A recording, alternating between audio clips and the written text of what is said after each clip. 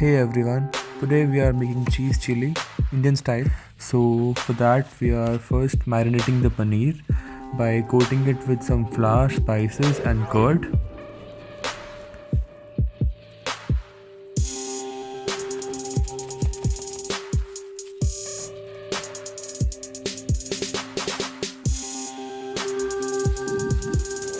Mix it really well. Next I'm gonna shallow fry the paneer cubes until they become golden brown.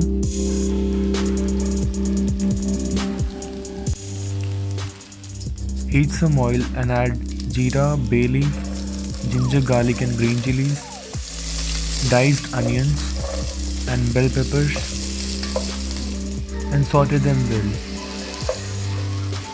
Next I'm gonna add some tomato puree,